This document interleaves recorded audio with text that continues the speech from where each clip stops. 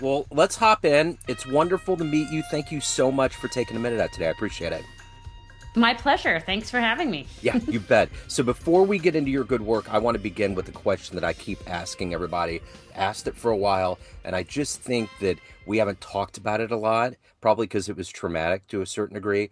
But 6 years ago, COVID changed our lives, changed the world. How did you get through that era, and how has it changed the way that you conduct business and live today? Absolutely. It was a major time where we changed how we operated as humans, I find, and then also in business. I had a young child at the time, so he's 11 now, but he Yeah. was pretty young and he was home. So now I'm running a business, doing meetings and trying to do everything virtually with also being present with having a young one at home. I would say a lot of the tools that I use to get through that are the same things that I use and teach today because I work in kind of this industry with mindset, positive psychology, coaching. So I did utilize a lot of gratitude, presence, some guided meditation. It was more about just staying centered in that time because it was Yeah. very chaotic. So that's what works for me. I also Yeah. am just naturally a optimistic person. Sure. So I do tend to look at the glass half full and look for the opportunity in things. Yeah. Well, with that said, let's get into your work. I'm going to put you in front of a bunch of 13-year-olds at career day. One of the kids wants to know what you do for a living. How do you synthesize your day job to make sense to their brains? What a great question. Yeah. And it's a great question that's applicable to me because my son's 11 and Yeah. he's like, "What do you do, mom?" Uh-huh. Uh-huh. Yeah.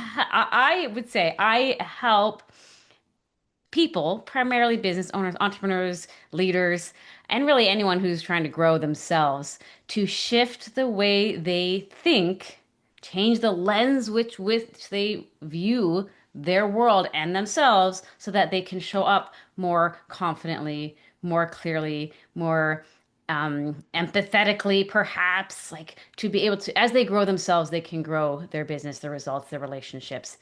So my son often asks me that. I'm like, I help people feel happier and therefore perform better and Yeah. therefore be less overwhelmed and therefore become more productive. But it does start with an inner state. Is there a good portion of your clientele that literally has lived their lives at such a pace that they couldn't be conscious about what they genuinely wanted, and we just get buried? Like when we get to the adulting, I'm 53, once you get to a certain point of midlife and beyond, it's like all of these layers of sedimentary rock just start getting stacked over you, and we almost need you to be an excavation kind of kid to allow us to get out and say, wow, I didn't realize all of this was around me because we get buried. Is that kind of the gist of what's going on in this modern world we live in with people being buried? Oh, 100%. And it's 93 to 97% of us statistically operate subconsciously, which means we're on autopilot, not consciously thinking and not consciously aware of, oh, maybe there's a better way to do something because we just live on autopilot. And most of that 93 to 97% is based on our programming, which was passed down from generation to Yep. generation, all of our life experiences, things that maybe felt like a struggle at the beginning over years become familiar. We're no longer, we're always maybe resistant to it, but it just becomes familiar. So Yeah. we get used to it, right? One of the biggest things that I actually love for people to do is to realize you're not trying to become someone else. You're not trying to become someone new. You're trying to remember who you are, Hmm. Yeah. right? Excavation, take all those layers down and like what when you were 7, how persistent were you? How optimistic, how confident when you were you in your abilities to do certain things, right? And it just kind of tapping into that inner child. How creative were you? How much did you dream about things? And allow that little child to come back out for a little while. Absolutely. So when you were that age, when you were 12 or 13 or your son's age, what did you want to be when you grew up? What was your dream gig? My dream gig was to be Superwoman Okay. from the movie or maybe TV series and Uh-huh. movies. Superman, but the woman. Yeah. And I believed that it was possible. I remember because I remembered the belief. I would like jump off the edge of my bed carefully. I never hurt myself, but like praying, praying that I would one day fly. And my grandmother made me a little Superwoman Halloween costume that I squeezed into for as long as I possibly could. I didn't grow to, I'm still 5 feet tall. So I stopped Yeah. growing at an early age. So it did fit me for quite a while. Yeah. But that was genuinely what I wanted to be. And I reflected on that many years later. I do still have this passion in my heart to to serve and to help. And a lot of people do, I think, have, some of that's innately in us to want to help others. But that's really my version of my adult version today is I wouldn't say I'm saving people because they don't need saving, but I hope that I'm supporting people to find their best self and find more peace and joy and calm in the chaotic world that we live in.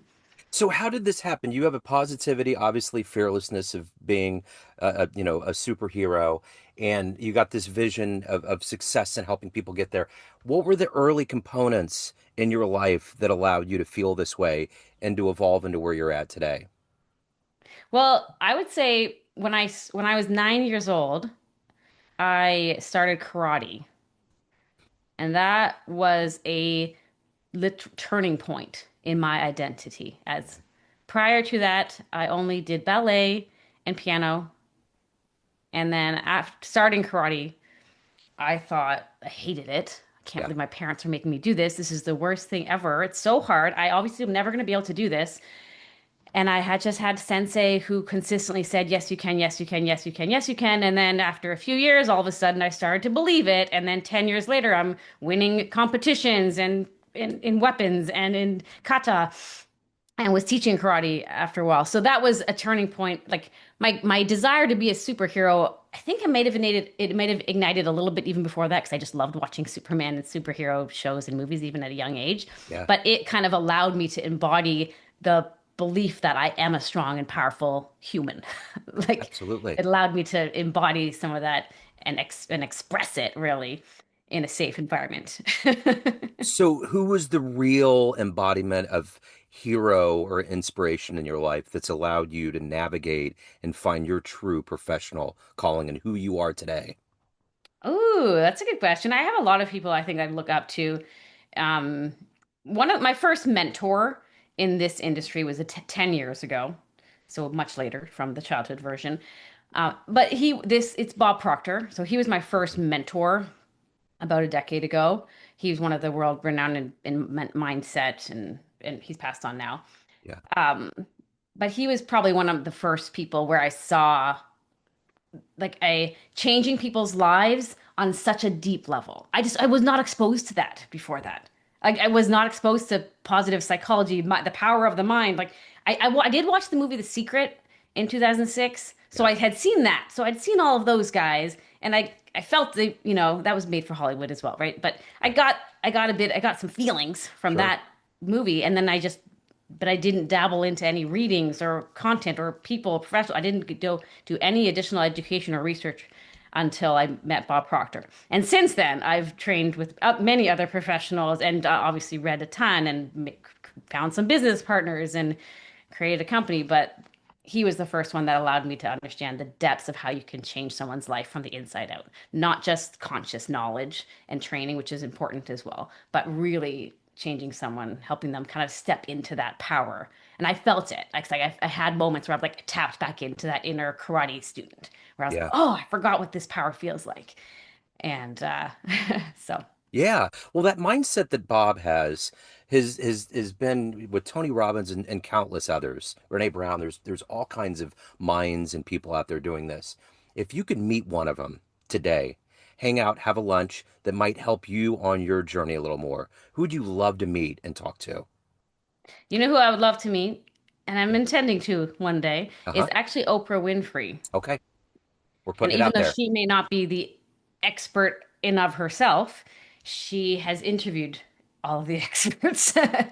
And I am always inspired by her ability to ask questions and understand and uncover real experiences and learning from people. And she just has my experience of her is just genuinely wanting to understand humans and how to improve people's lives. So she's definitely an inspiration to me. Not that I've used her as an expert I've loved listening to all of the interviews with all of the experts in many different areas. Yeah.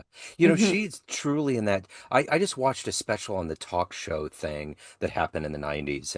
how much of it just devolved into this garbage that people were getting involved with. But Oprah always had a different standard. And it always seems like when I think about that era and everybody that was involved in it, she was the true embodiment of there being a two-way avenue. All Mm. of these people that she interviewed and that she was around totally edified and made her who she was. But she did the same thing. It was a true two-way. It wasn't just Yes. some, weird like thing where someone with the sixth finger came on and fought somebody on stage. There was depth and the books and everything that she's done. And the reason why I bring that up is I just got to wonder how much growth she's gone through just because she's done her day job, Right? right? Yeah. Absolutely. I mean, it's Well, just, yeah, I just, how could you not? By yeah, being exposed to so many people, hearing all that wisdom, but hmm also being in their presence. So now you get exactly. to kind of feel how, their vibe, I guess, and also of the side conversations before and after the recordings. And Yeah,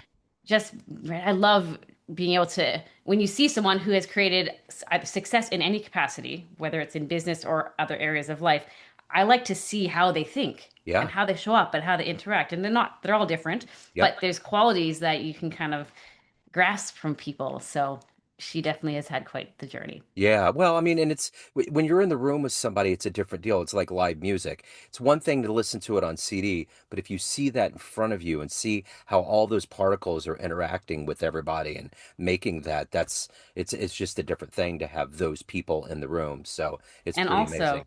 for anyone young who's listening to this, a CD is Yeah, a disc that right. used to play music. They still Yes. exist. My They, son didn't know what a CD was, though. He's 11. It's weird. I in jazz radio, because I have a radio show, Yeah. I get CDs in the mail all the time and I love Okay. it. Yeah, it makes sense. So I'm putting them. My car's old enough to have a CD player, but I'll take all of those and rip down the tracks, and I'll at Halloween hand them out to kids, and they're like, "What is this?" They're just like, "What's this thing that fell out of a spaceship?" And it's like, it's a compact disc. Ask your folks. But we're getting to a point now where the parents of these kids are like, what is that?" And it's like, I feel like I We gave them do an have a inkling. CD. My car has a CD player. Yeah. We do have one in the house, but we don't use it right now. Yeah. Yeah. Yeah. I only do it because of the show, but I totally love it. It always takes me back to that 8 CDs for a cent days in the late 80s when I got a huge CD collection. Um, Yeah. so you had mentioned, and we've been talking about your clients and having this breakthrough moment. Did you have one of those where you got buried and you broke through and now you're using that mirror to help people get to that other place? Yeah, absolutely. I mean, I've had many, and I think most people have had variations of, right, ups and downs, their own versions of rock bottoms. My actually personal biggest challenge was a health challenge that allowed me to see how I see the world. So I had MS. I got diagnosed with multiple sclerosis when I was 21, and I Yeah. was paralyzed on the right side of my body, so my right arm and leg. And it was shocking. I was young, right? I mean, Yeah. I had a whole vision and life ahead of me and planning to get married and have a career and have kids. And so it was shocking. However, the way I experienced that experience was different than what I noticed a lot of my people around me. I actually felt like I heard the doctor say you may or may not regain functionality, like this is a degenerative condition and all these things. Like I heard him, I heard the diagnosis, I saw the scans, I chose not to, I wouldn't even say, I did choose not to accept the prognosis, but I would almost say I chose it without trying to choose it. I just was like, I'm of course going to be okay. I Uh-huh. had unwavering faith and belief in myself and my higher power, and I just knew it was going to, I was going to be okay no matter what. And those around me didn't. They felt like I didn't hear the doctor. I don't like why. My mother was in as I would if I was a parent. If this was my own child, I probably would experience it differently than I did. But it was like I remember having some friends just at that time saying, "Why are you so positive? How are you so joyful right now when you're going through this experience and there's so many unknowns?" Yeah. And I didn't know how to answer it.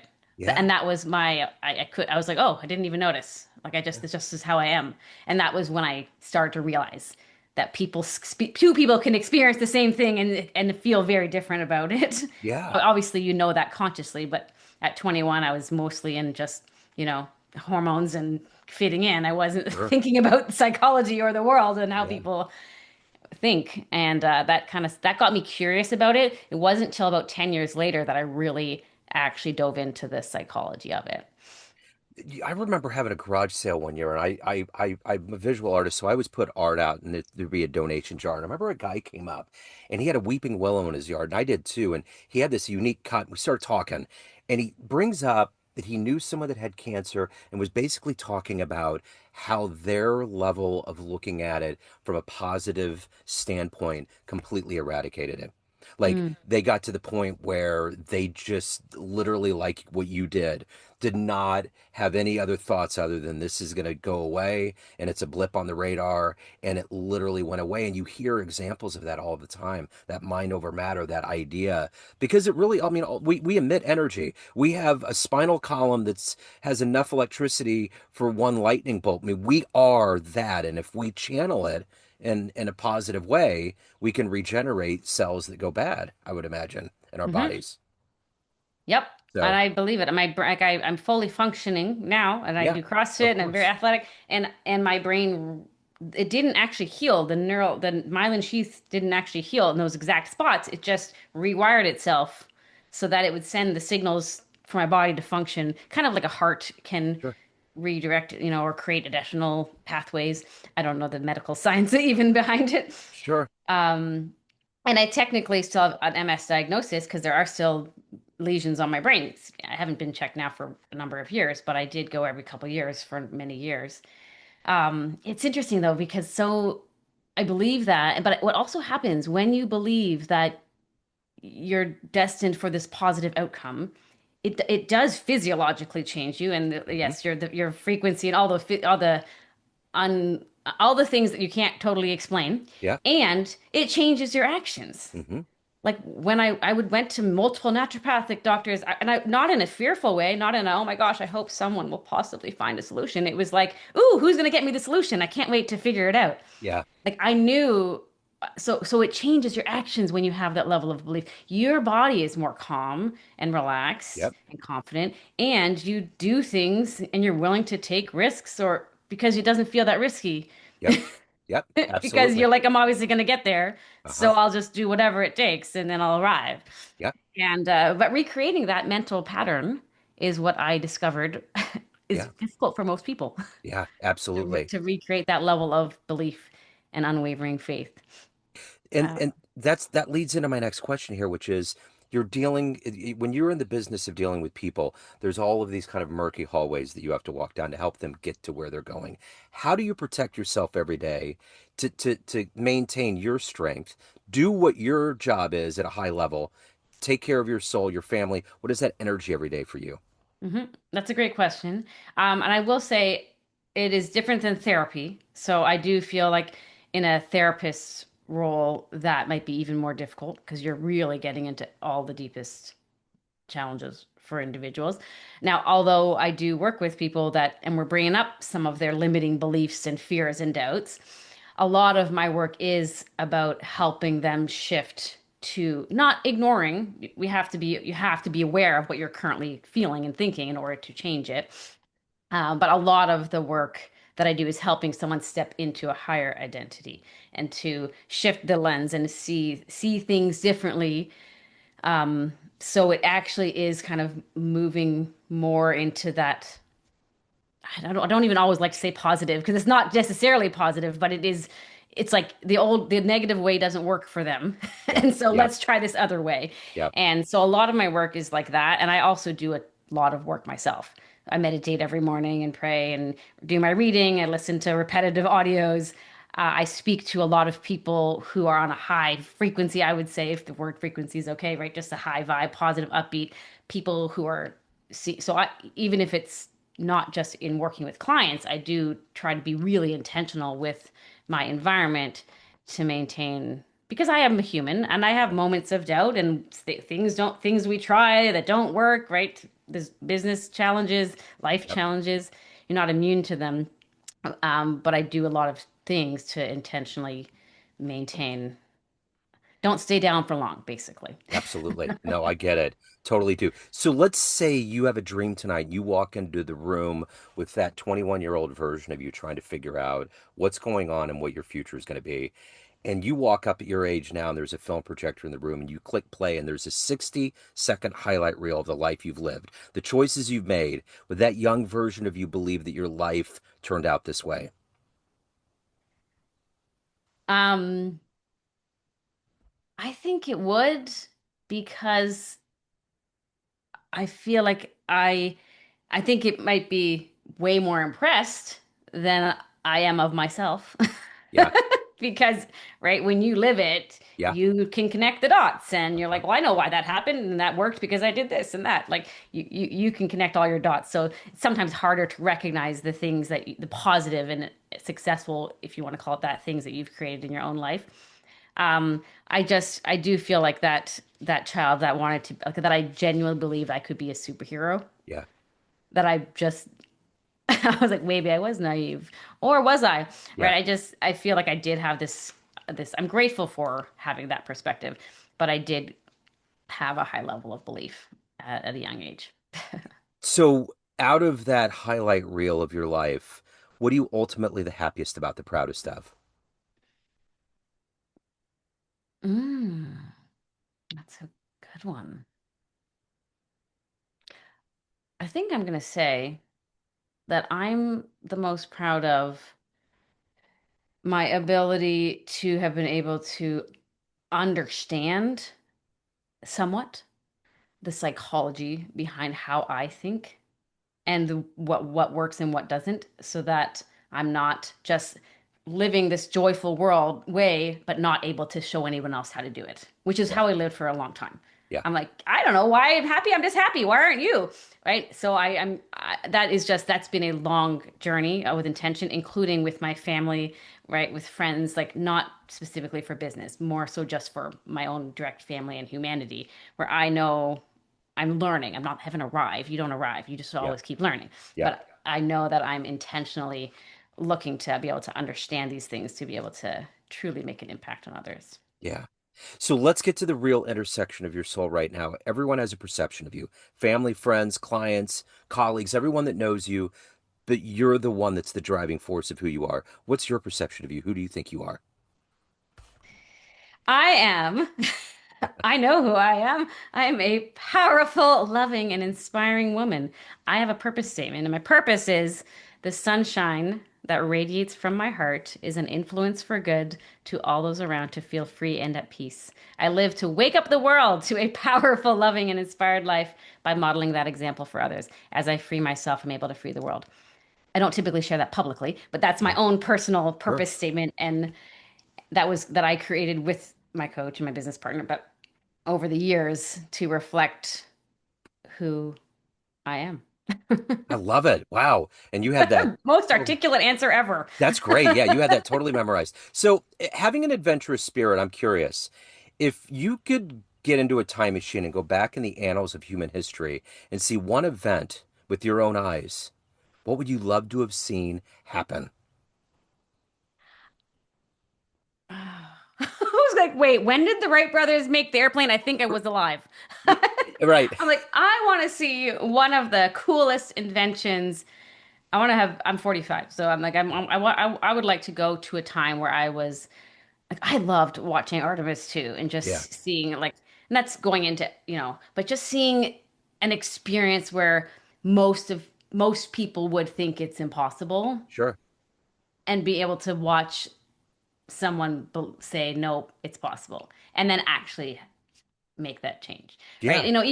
Even technology, some of the major things, some things I was alive for, but too young to remember, or have paid attention to the magnitude of impact of those experiences. So that's what I would say. Yeah, it's interesting because it's there's so few people that will ever experience that level of like going into space or being a part of any of those missions. Like literally in the pantheons of the billions that have been on this planet.